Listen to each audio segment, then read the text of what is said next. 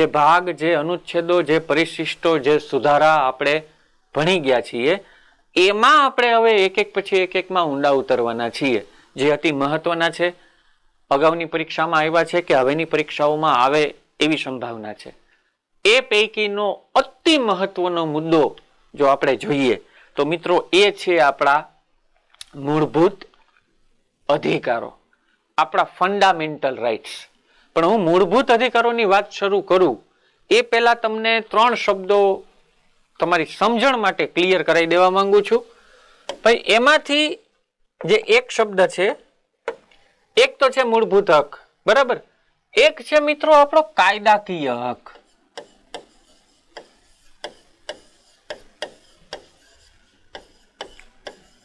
બરાબર, એક છે કાયદાકીય હક, એક છે મૂળભૂત હક અને એક છે રાજનીતિના માર્ગદર્શક સિદ્ધાંતો. હવે જ્યારે તમે તૈયાર કરતા હો, વાંચતા હો, આ બધું યાદ રાખતા હો, ત્યારે ઘણા વિદ્યાર્થીઓ આ 3 શબ્દો સંદર્ભે કન્ફ્યુઝ થાય. મૂળભૂત હક હું, કાયદાકીય હક હું અને રાજનીતિના માર્ગદર્શક સિદ્ધાંત હું. તો આ ત્રણેય હું બહુ ઝડપથી એલોબરેટ કરી દઉં. મૂળભૂત હકની વાત કરું તો મૂળભૂત હક એ છે કે જે તમે ભારતમાં જન્મા એટલે બાય ડિફોલ્ટ તમને મળી ગયા. એ ફરજિયાત છે, બધાને દેવાના જ છે. એમાં સરકાર કોઈ ભેદભાવ કરી શકે નહીં. ધર્મ, જાતિ, જ્ઞાતિ, સ્ત્રી, પુરુષ, બાળક, વૃદ્ધ, અમીર, ગરીબ આવું કાંઈ એમાં વિચારવાનું નથી. ભારતનો નાગરિક હોય એટલે એને આ ભોગવવા દેવા જ પડે. બરાબર, એને કહેવાય ફંડામેન્ટલ રાઇટ્સ, મૂળભૂત હક. બરોબર, જે 7 હતા હવે કેટલા છે? 6. અને જેની ઉપર જ આ આખો વિડીયો અને આના પછીના વિડીયો હશે. બરોબર, વાત કરું કાયદાકીય હક. તો કાયદાકીય હક એટલે શું કે જો તમે કાયદાની પરિભાષામાં, કાયદાની વ્યાખ્યામાં એમાં સમાવિષ્ટ થતા હો તો અને તો જ તમને એનો લાભ મળે. ઉદાહરણ તરીકે જો 6 થી 14 વર્ષના બાળકોને મફત ને ફરજિયાત શિક્ષણ, તો એ આખા દેશના બધાય 6 થી 14 વર્ષના બાળકોને લાગુ પડે, તો એ મૂળભૂત હક થયો. પણ એની સામે સ્ત્રીની ધરપકડ, મહિલાની ધરપકડ મહિલા પોલીસ કરે તો એ એનો કાયદાકીય હક છે, એ એનો મૂળભૂત હક નથી. એ લાગુ પડતું હોય એને જ લાગુ પડે. બરોબર. નેક્સ્ટ છે રાજનીતિના માર્ગદર્શક સિદ્ધાંતો. તો રાજનીતિના માર્ગદર્શક સિદ્ધાંતો એટલે હું તો કે આ છે ને ફરજિયાત નથી. બંધારણમાં લખ્યું છે કે સરકારે લોકોને આવી આવી પ્રાવધાનો, આવી આવી સુવિધાઓ, આવી આવી સહાયો આપવાની છે, પણ સરકાર માટે ફરજિયાત નથી. મૂળભૂત હક છે ને સરકાર માટે ફરજિયાત છે. એ સરકારની ગમે એવી પરિસ્થિતિ હોય એને આપવા જ પડે. પણ રાજનીતિના માર્ગદર્શક સિદ્ધાંતો માર્ગદર્શક છે, કમ્પલસરી નથી. સરકારની જ્યારે તેવડ આવે ત્યારે સરકારે આપવાનું છે, ફરજિયાતપણે આપી દેવાનું નથી કે ભાઈ દેવું જ પડશે એવું નહીં. ઉદાહરણ તરીકે રાજ્ય સરકારો આંગણવાડીના બાળકો જે હોય 6 વર્ષથી નાના જે બાળકો હોય એના માટે શિક્ષણની સુવિધા કરે. બરોબર, તો એ ફરજિયાત નથી. સમજો છો, કમ્પલસરી નથી. એની સામે 6 થી 14 વર્ષના બાળકોને શિક્ષણની જરૂરિયાત પૂરી પાડવી, સુવિધા પૂરી પાડવી એ રાજ્ય સરકાર માટે ફરજિયાત છે. ઓલા 6 વર્ષના નાના બાળકો માટે કમ્પલસરી નથી. સરકાર કરે જ છે, એના માટે પ્રયત્નો પૂરા કરે જ છે, પણ એ કમ્પલસરી નથી. જ્યારે આ શું છે? કમ્પલસરી છે. એટલે આપણે શું સમજ્યા? મૂળભૂત અધિકારો તમામ ભારતીયોને એક સરખી રીતે લાગુ પડે અને સરકાર માટે ફરજિયાત છે. સરકાર પોતે એનો ભંગ કરી શકે નહીં. રાજનીતિના માર્ગદર્શક સિદ્ધાંતો તો કે ભાઈ આપવા જોઈએ, જ્યાં તેવડ આવે તઈ આપવા જોઈએ, પણ ગવર્મેન્ટ બંધાયેલી નથી. આમાં ગવર્મેન્ટ બંધાયેલી છે. જ્યારે કાયદાકીય હકો તો બટ ઓબ્વિયસ છે, પર્ટિક્યુલર કાયદાના દાયરામાં આવતા હોય એને જેનો લાભ મળે અથવા એને જે લાગુ પડે. બરાબર, તો આ 3માં આ ભેદ છે, એ ખાસ જોવાનું છે. એ પૈકી આપણે અત્યારે અભ્યાસ કરવાના છીએ મૂળભૂત હકો. તો ભાઈ મૂળભૂત હકોની શરૂઆત કરું એ પહેલા એના મહત્વના તથ્યોની જો હું વાત કરું તો ભાઈ પહેલા જ કીધું છે કે સપ્રુ સમિતિની ભલામણથી સરદાર પટેલની અધ્યક્ષતામાં રચાયા. સમિતિમાં આપણે જોઈ ગયા હતા, મૂળભૂત અધિકાર સમિતિના અધ્યક્ષ હતા સરદાર વલ્લભભાઈ પટેલ. બીજું, વિશ્વના સૌથી વિસ્તૃત ચાર્ટર એટલે વર્ણન. ભાઈ આપણા મૂળભૂત હકો જેટલા ડિસ્ક્રિપ્ટિવ રીતે બંધારણમાં લખાયેલા છે ને, એટલા લાંબા અને એટલા ડિસ્ક્રિપ્ટિવ રીતે દુનિયાના એકેય મૂળભૂત હકો રચાયેલા નથી. આ તો હું માત્ર તમારી સમજણ માટે વાત કરું કે મૂળભૂત હકો ઘડાતા લગભગ 1.25 થી 1.5 વર્ષનો સમય લાગ્યો હતો બંધારણ સભાને. હવે તમે વિચાર કરો, જેને ઘડતા 1.25 થી 1.5 વર્ષ થયા હોય એ કેટલા ડિસ્ક્રિપ્ટિવલી ચર્ચા કરવામાં આવી હોય અને બનાવવામાં આવ્યા હોય. બરાબર. તો સૌથી વધારે વિવરણવાળા હકો છે. આવડા તો દુનિયાના એકેય દેશના હકો નથી વિવરણવાળા, વર્ણનવાળા.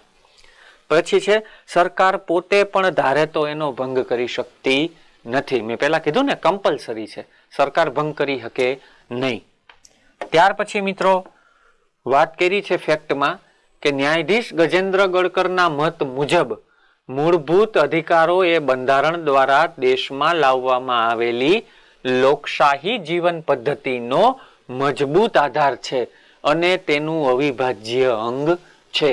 આ અભિપ્રાય કોનો છે? ન્યાયાધીશ એટલે કે જજ ગજેન્દ્ર ગડકરનો છે. પેપરમાં તમને આ અભિપ્રાય આપીને એમ કે આ કયા મહાનુભાવનો અભિપ્રાય છે, તો તમારે જે અભિપ્રાય યાદ રાખવાનો છે અને જવાબ યાદ રાખવાનો છે જજ સાહેબ ગજેન્દ્ર ગડકર. બરોબર, એનો આ અભિપ્રાય છે. પછી મિત્રો વાત કરી છે ત્રીજા ભાગમાં છે. ત્રીજા ભાગનું નામ જ છે ને મૂળભૂત અધિકારો. અનુચ્છેદ 12 અને 35 વચ્ચે આપેલા છે. આથી આ ભાગને બંધારણનો મેગ્ના કાર્ટા પણ કહે છે. અહીંયા હું એક આ શબ્દ સમજાવું, મેગ્ના કાર્ટા. મિત્રો ખબર છે મેગ્ના કાર્ટા શું છે? એ ખ્યાલ છે તમને? યાદ આવ્યું? વિડીયોના માધ્યમથી હું આપની સાથે વાર્તાલાપ કરું છું તો આપને યાદ આવ્યું મેગ્ના કાર્ટા શું છે? તો યાદ આવે તો કયો. મેગ્ના કાર્ટા છે ને મિત્રો, એ એક શહેર છે. ઇટ ઇઝ અ સિટી, સ્થળ છે. ક્યાં આવ્યું? આ ઇંગ્લેન્ડમાં. આ એ સ્થળ, એ જગ્યા છે કે જ્યાં દુનિયાના સૌથી પહેલા મૂળભૂત અધિકારો ઘડવામાં આવ્યા. એકચ્યુઅલી વાત કરું 1215માં, ઈસવીસન 1215માં ઇંગ્લેન્ડમાં રાજા હતો રાજા જોન. આ રાજા જોન છે ને એ આપ ખુદ રાજા હતો, મતલબ પ્રજાનું કઈ વિચારતો નહીં, પોતાને સારું લાગે ને એમ જ કરતો. પ્રજાએ એની વિરુદ્ધમાં બળવો કર્યો અને એની પાસે નાગરિકોના જે અધિકારો છે ને એ બાબતના ખતપત્ર ઉપર હસ્તાક્ષર કરાવ્યા. હસ્તાક્ષર કર્યા એને જૂન 1215માં. આ ક્યાં ઘટના બની? મેગ્ના કાર્ટામાં. એટલે કે દુનિયામાં પહેલા મૂળભૂત હકો ઘડાણા ક્યાં? તો કે ઇંગ્લેન્ડના મેગ્ના કાર્ટામાં. એટલા માટે ત્યાર પછી જ્યાં પણ મૂળભૂત અધિકારો ઘડાય એને ઉપનામ શું આપવામાં આવે? મેગ્ના કાર્ટા. આપણા મૂળભૂત હકો બંધારણના ત્રીજા ભાગમાં છે એટલે બંધારણના ત્રીજા ભાગનું નામ શું પાડ્યું? મેગ્ના કાર્ટા. કોનો મેગ્ના કાર્ટા? તો કે ભારતનો મેગ્ના કાર્ટા. એટલે મેગ્ના કાર્ટા એટલે મૂળભૂત અધિકાર ઘડાઈને ઈ બાબત. બરાબર. કોઈ પણ દેશનો મેગ્ના કાર્ટા હોય મતલબ એના મૂળભૂત અધિકારો હારે જોડાયેલો હોય. બરાબર. આ રીતે આપણે યાદ રાખવાનું, સમજવાનું, નોટ્સમાં આ રીતે આપણે નોંધવાનું.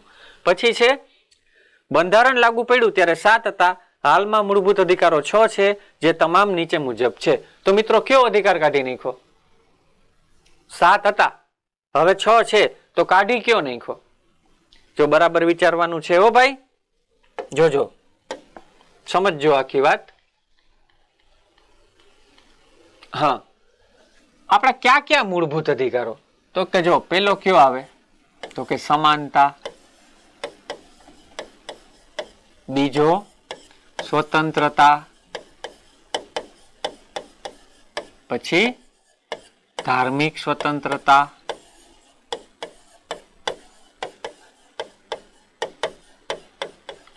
પછી શોષણ વિરોધી.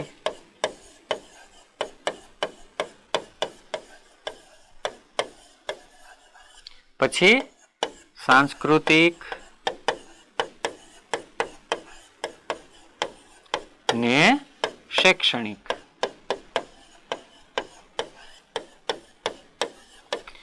અને બંધારણીય ઈલાજો.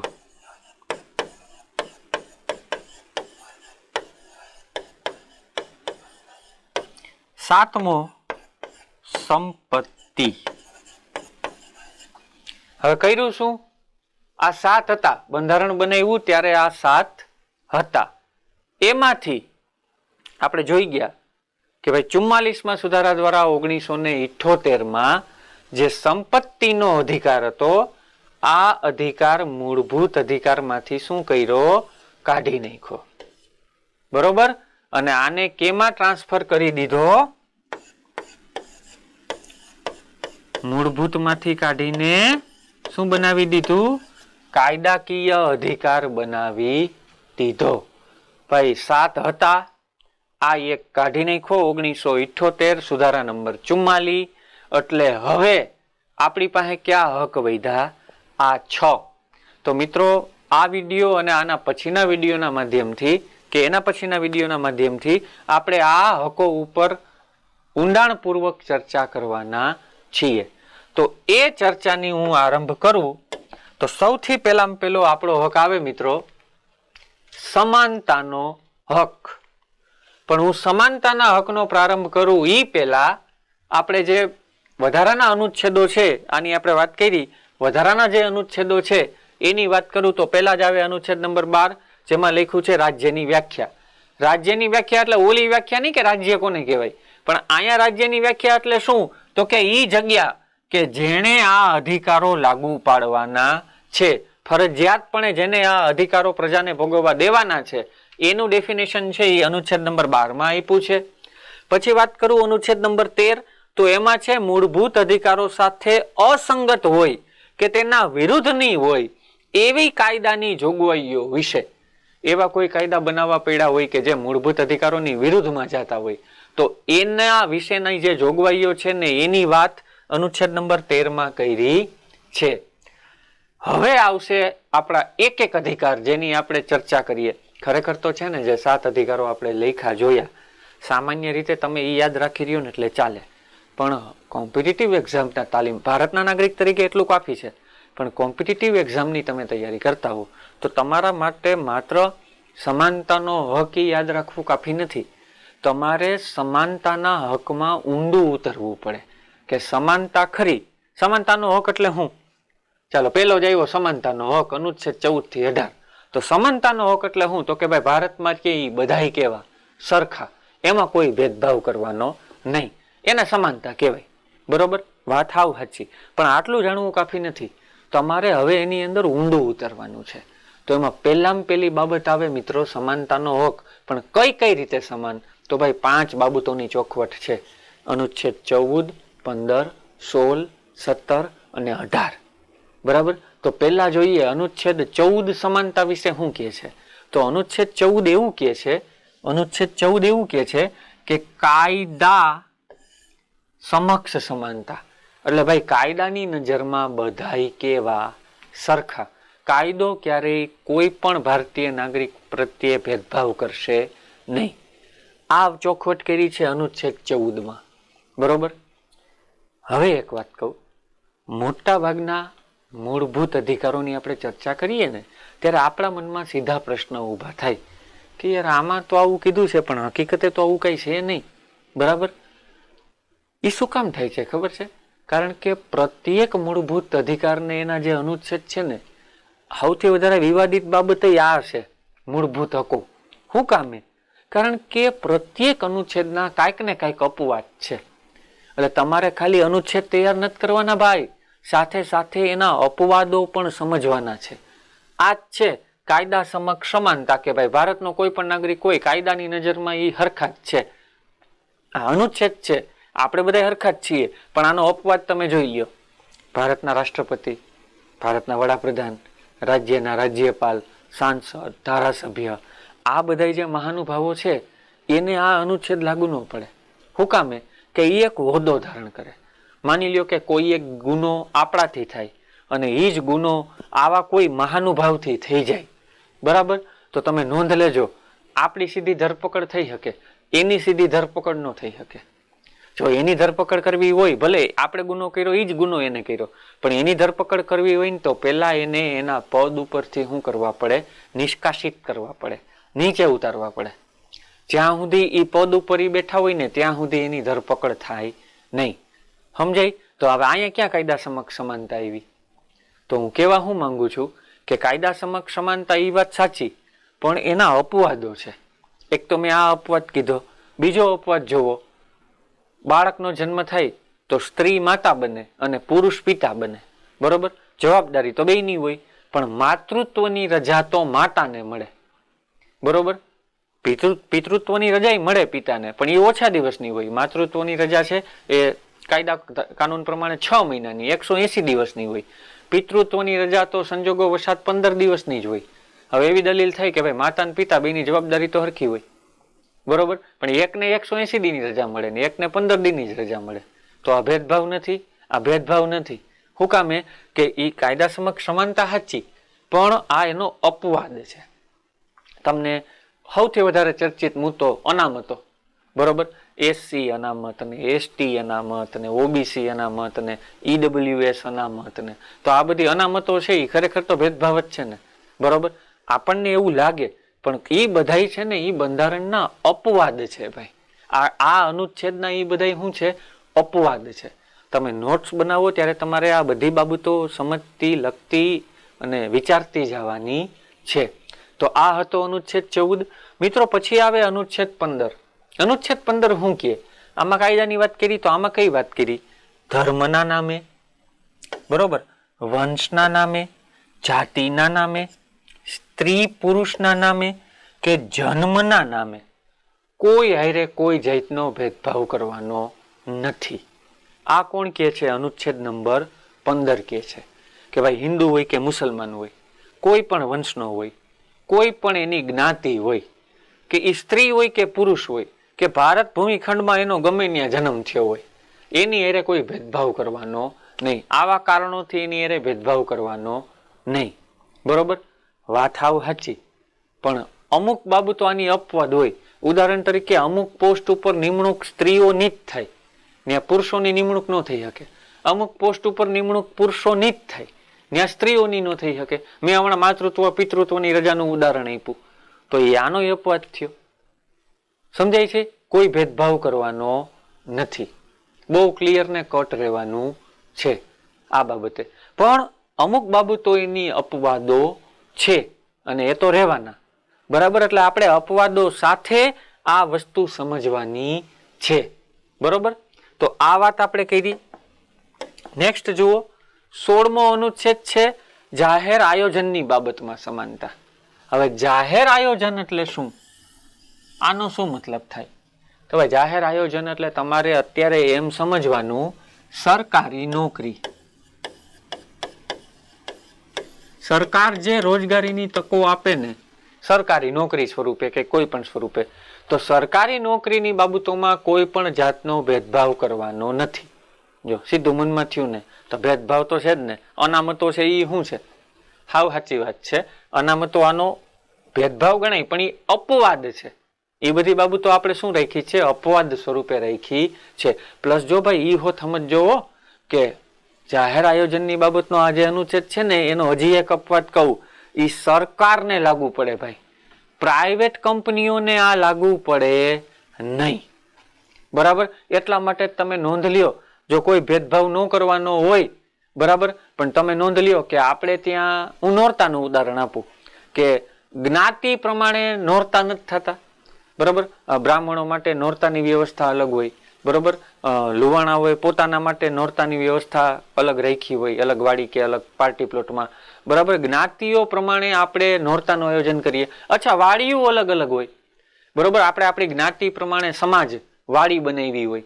બરોબર? અને લગ્ન પ્રસંગોએ કે એવા કોઈ પ્રસંગોએ ત્યાં આપણે વાડી ભાડે રાખતા હોય, તો તમે એમાં નોંધ લ્યો કે ભાઈ પર્ટિક્યુલર જ્ઞાતિની વાડીનો વ્યક્તિ ત્યાં જાય તો એના માટે ભાડું ઓછું હોય, અન્ય જ્ઞાતિઓના જાય તો એના માટે ભાડું વધારે હોય. તો તમને એમ થાય કે આ તો ભેદભાવ છે. આ ભેદભાવ નથી, આ બધા એના શું છે? અપવાદો છે. બરોબર? એટલે જાહેર આયોજનમાં કોઈ બાબતે સરકારે કોઈ પેલી અસમાનતા રાખવાની નથી. પણ હું હજી ચોખવટ કરું કે અનામત પ્રથા છે એ આનો શું છે? અપવાદ છે. બરોબર છે? એવી રીતે જો વિધવા, ત્યક્તા, દિવ્યાંગ, બરોબર, કે એવી કોઈ બાબતોમાં પ્રાધાન્ય આપવામાં આવે નોકરીમાં કે ભણતરમાં કે ગમે ત્યાં, તો એ બધા આના શું ગણાય? અપવાદ ગણાય. ખ્યાલ આવ્યો મિત્રો? એ બધો શું ગણાય? અપવાદ ગણાય. આ અપવાદની વાત કરી, સાથે સાથે મને એક વસ્તુનો વિચાર આવ્યો, તો એ પણ હું તમારી સાથે શેર કરું કે આ જે અનુચ્છેદ હતો 15મો, ધર્મ, વંશ, જાતિ, સ્ત્રી, પુરુષ, બરોબર, જન્મના આધારે ભેદભાવ નહીં, એમાં સ્ત્રી પુરુષ છે, તો જે સ્ત્રી પણ નથી અને પુરુષ પણ નથી, બરોબર, એમણે નામદાર સુપ્રીમ કોર્ટમાં કે સરકારમાં અપીલ કરી કે ભાઈ તો તમે જ્યારે કોલમ આપો તો સ્ત્રી કે પુરુષ એ ટીક કરવાનું કયો છો, અમારો સમાવેશ એકેયમાં નથી થતો, તો અમારે શું કરવાનું? તો અમને અધિકાર નથી નોકરી મેળવવાનો, અમને આ અધિકાર નથી, અમે માણામાં નથી આવતા, અમે ભારતના નાગરિક નથી. તમે વિચાર કરો, નામદાર સુપ્રીમ કોર્ટે આ બાબતને ગંભીરતાથી લીધી અને એને સ્ત્રી, પુરુષ, એની સાથે સાથે એક ત્રીજું આપ્યું, ત્રીજી જાતિ, બરોબર, ત્રીજી જાતિ. એટલે તમે જોવો, તમે ફોર્મ ભરતા હશો કોઈ પણ, તો એમાં આવશે ટીક માર્ક કે ભાઈ તમે સ્ત્રી હોય તો સ્ત્રીમાં ટીક કરો, પુરુષ હોય તો પુરુષમાં ટીક કરો, અને એમાં હજી ત્રીજો એક વિકલ્પ આવે ત્રીજી જાતિ, કે એ હો તો એમાં ટીક કરો. વિચારો, તો એ પણ ભારતના નાગરિક છે. તો આનો પોઝિટિવ એસ્પેક્ટ થયો ભાઈ. અને પ્લસ એ પણ યાદ રાખજો કે નામદાર સુપ્રીમ કોર્ટે આદેશ આપ્યો કે આ ત્રીજી જાતિનો સમાવેશ કેમાં કરવાનો છે? ઓબીસીમાં, અધર બેકવર્ડ ક્લાસ, એટલે કે બક્ષી પંચમાં એનો સમાવેશ કરવાનો છે. 2014માં નામદાર સુપ્રીમ કોર્ટે આ હિદાયત આપેલી છે, બરાબર. તો આ પણ આપણે સાથે સાથે સમજતું જવાનું છે. 19મા અનુચ્છેદની વાત કરી મિત્રો, સ્વતંત્રતાના હકની. 16માની વાત કરી, જાહેર આયોજનની બાબતમાં સમાનતા એટલે રોજગારી. પછી આવે છે મિત્રો અનુચ્છેદ નંબર 17, અસ્પૃશ્યતા નાબૂદી. હવે આ શબ્દ તો આપણાથી અજાણ્યો છે નહીં. અસ્પૃશ્યતા, અસ્પૃશ્યતા એટલે શું? તો આપણી સામાન્ય ભાષામાં, જનભાષામાં સમજાવવું તો અડીને અભડાઈ જવું. આપણે કોઈને અડીને અભડાઈ જાય, અભડાવવું સમજો ને, અડીને અભડાઈ જતા. આપણા ઘણી બધી આવી ખોટી બાબતો આપણા સમાજમાં ઘર કરી ગયેલી હતી, બરાબર. તમે વિચારો ને, પતિ ગુજરી જાય તો પત્નીને સતી કરી દેતા. તો એ અત્યારના સમયમાં આપણને એવું લાગે કે આ ક્યાંનો ન્યાય થયો, બરોબર. દીકરીનો જન્મ થાય તો એને દૂધ પીતી કરી દઈએ, તો આ ક્યાંનો ન્યાય થયો? એવી રીતે અડીને અભડાઈ જતા, તો એ હતી અસ્પૃશ્યતા. હવે ભાઈ તમે એક બાજુ એવી વાતો કરતા હો કે કાયદાની નજરમાં બધા ભારતના નાગરિક સરખા, તો પછી કોઈ એક ભારતનો નાગરિક કોઈ બીજા ભારતના નાગરિકને અડીને અભડાઈ કઈ રીતે શકે? એનું પાણી નો પીવે ને એના પ્રત્યે ખરાબ વ્યવહાર કરે ને. તો આ બાબતને બંધારણમાંથી હાવ એટલે હાવ હટાવી દેવામાં આવી. મતલબ આ બાબતને દેશમાંથી જ હાવ હટાવી દેવાનો પ્રયત્ન કર્યો, એટલે બંધારણમાં 17મો અનુચ્છેદ નાખ્યો, અસ્પૃશ્યતા નાબૂદી. કે ભાઈ આજ પછી આ દેશમાં કોઈ પણ પ્રકારની અસ્પૃશ્યતા રહેશે નહીં, બધાય હરખા, બરોબર. આ બાબતે જો હું, આમાં કોઈ અપવાદ નથી હો. હા, અને આના માટે જો હું વાત કરું, ઊંડો ઉતરું, તો આમાં સૌથી મોટું યોગદાન છે મહાત્મા ગાંધીનું. મહાત્મા ગાંધીએ અખિલ ભારતીય હરિજન સમાજની સ્થાપના કરી. એને કેવું, એની ક્રિએટિવિટીનું લેવલ જોવો મિત્રો, એને કેવો સરસ શબ્દ આપ્યો, હરિજન. હરિ ભગવાન, ઈશ્વર, શ્રી કૃષ્ણ, જન એનો માણસ, જે સીધો ભગવાનનો માણસ છે. કેવો સરસ શબ્દ આપ્યો એને, હરિજન, હરિનો, ભગવાનનો માણસ. અને આપણે તો ભલે જે પણ પરિપ્રેક્ષ્યમાં એ શબ્દને ઉપયોગ કરીએ, પણ એને કેટલું વિચારી, કેટલી ક્રિએટિવ રીતે આ શબ્દ આપ્યો, બરાબર. હવે તમે નોંધ લ્યો, ગાંધીજીએ સમાજના કચડાયેલા જે આ વર્ગ હતો એનો ઉદ્ધાર કરવા, એને આગળ લઈ આવવા માટે જીવન ખર્ચી નાખ્યું. અને આ એનું સપનું હતું કે મારા આઝાદ ભારતમાં ક્યારેય પણ કોઈ પણ જ્ઞાતિ સાથે આવો વ્યવહાર થવો જોઈએ નહીં. બંધારણ બન્યું એમાં તો ક્યાંય ગાંધીજી હતા નહીં બિચારા. ગાંધીજી બંધારણ બનાવવાની પ્રક્રિયામાં નહોતા. શું કામ નહોતા એની વાત આપણે કરશું, નહોતા. પણ ગાંધીજીના સપનાઓ, ગાંધીજીના આદર્શો આની અંદર છે, બરોબર. એટલા માટે જ સમજો બરાબર. પરીક્ષામાં સવાલ પૂછો, કયા અનુચ્છેદનો આરંભ મહાત્મા ગાંધી કી જય ના નારા સાથે થાય છે?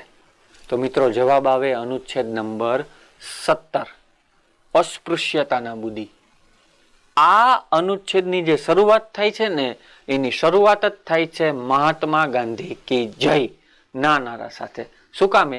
કારણ કે ગાંધીજીએ ભારતમાં પર્ટિક્યુલર આ જ્ઞાતિના ઉદ્ધાર માટે એટલો પ્રયત્ન કર્યો, સંસ્થાઓની સ્થાપના કરી, ફંડ એટલા ઉઘરાવ્યા, એના વિકાસ માટે સતત મહેનત કરી અને અસ્પૃશ્યતાને દેશમાંથી નાબૂદ કરવા બહુ પ્રયત્ન કર્યા. એટલા માટે આપણે આ અનુચ્છેદનું ક્રેડિટ છે એ મહાત્મા ગાંધીને આપી છે. એટલે આ પણ યાદ રાખવાનું છે. બરાબર. ત્યાર પછી છેલ્લો છે સમાનતાના અધિકારમાં 18મો અનુચ્છેદ. અને 18મો અનુચ્છેદ એમ કે છે ઇલકાબો અને ખિતાબોની નાબૂદી. અંગ્રેજો છે ને બહુ હોશિયાર હતા.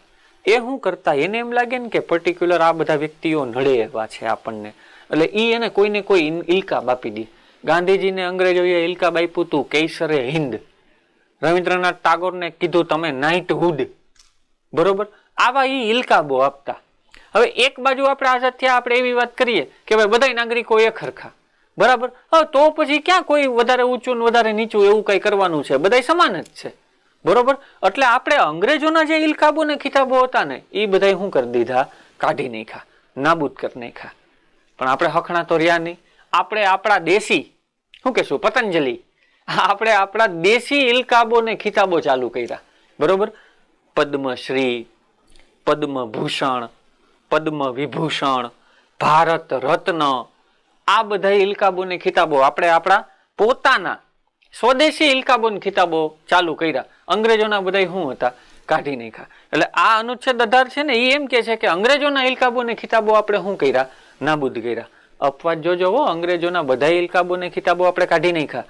બે બાબતના નથી કાઢ્યા. ક્યાં ક્યાં? એક તો શિક્ષણ અને એક સેના. અંગ્રેજોએ શિક્ષણમાં અને સેનામાં જે ઇલકાબો ને ખિતાબો રાખ્યા હતા એ આપણે કાઢ્યા નથી, એ આપણે ચાલુ રાખ્યા છે. બાકીના બધા આપણે કાઢી નાખ્યા છે. અને કાઢી નાખ્યા એટલે તમારે એમ સમજવાનું કે એની જગ્યાએ આપણે આપણા દેશના ચાલુ કર્યા. બરોબર. હાલો પૂછું છું તમને, વિચારીને મને કહેજો, જવાબ આપજો ભાઈ વિડીયોના માધ્યમથી. બરોબર. કે સૌથી પહેલું ભારત રત્ન કોને આપ્યું હતું આપણે? યસ, ડોક્ટર સર્વપલ્લી રાધાકૃષ્ણનને. બરાબર છે. 1954 થી આપણે શુભારંભ કર્યો. 1977 જયારે મોરારજી સરકાર આવી, મોરારજીભાઈ દેસાઈની સરકાર આવી, ત્યારે એને આ બધા ઇલકાબો ને ખિતાબો જે આપણા દેશી હતા ને, પદ્મશ્રી ને, પદ્મભૂષણ ને, પદ્મ વિભૂષણ ને, એ બધા પાછા એને કાઢી નાખ્યા. બરોબર. પણ 1980 ઇન્દિરાબેન પાછા સત્તા ઉપર આવ્યા અને ઇન્દિરા સરકારે પાછા આ બધા ઇલકાબો ને ખિતાબો ચાલુ કરી દીધા. તો આજે પણ એ ઇલકાબો ને ખિતાબો ચાલુ છે. કરંટ અફેરમાં તમે તૈયાર કરો જ છો. બરાબર. ભારત રત્ન કોને ને, પદ્મશ્રી ને, પદ્મભૂષણ ને, પદ્મ વિભૂષણ ને, આ બધું. પણ આ બ્રીફ હિસ્ટ્રી આપણે આ રીતે આની તૈયાર કરવાની છે. બરાબર. તો મિત્રો આ વિડીયોમાં આપણે પહેલા અધિકાર ઉપર વિગતવાર ચર્ચા કરી. અધિકાર છે સમાનતાનો હક. બરાબર છે મિત્રો. સમાનતામાં આપણે ઊંડા ઉતરા અને કઈ કઈ રીતે સમાનતા? તો ફરીવાર અનુચ્છેદ 14 કાયદાની સામે બધાય હરખા, કાયદા સમક્ષ સમાનતા. અનુચ્છેદ 15 ધર્મ, વંશ, જાતિ, સ્ત્રી, પુરુષ કે જન્મના આધારે ભેદભાવ નહીં, એમાં સમાનતા. અનુચ્છેદ 16 જાહેર આયોજન એટલે કે સરકારી નોકરીમાં સમાનતા. 17 અસ્પૃશ્યતા નાબૂદી, મહાત્મા ગાંધી કી જય. બરોબર. 18 ઇલકાબો અને ખિતાબોની નાબૂદી. બરોબર. આ 5 બાબતો, 5 અનુચ્છેદો અપવાદો સાથે તમારે તૈયાર કરવાના છે અને વ્યવસ્થિત સમાનતાનો અધિકાર તૈયાર કરી લેવાનો છે. આ વિડીયોમાં આટલું રાખીએ છીએ. હવે પછીના વિડીયોમાં મળશું ત્યારે આનાથી આગળનો સ્વતંત્રતાનો જે અધિકાર છે એની આપણે આવી રીતે અને આનાથી પણ ઊંડી વિગતવાર ચર્ચા કરશું. પણ ત્યાં સુધીમાં તમે આ બાબતો ખાસ વ્યવસ્થિત તૈયાર કરી લેજો. બરાબર. જેથી આપણને પરીક્ષામાં વધારેમાં વધારે આની હેલ્પ રહે. Thank you very much.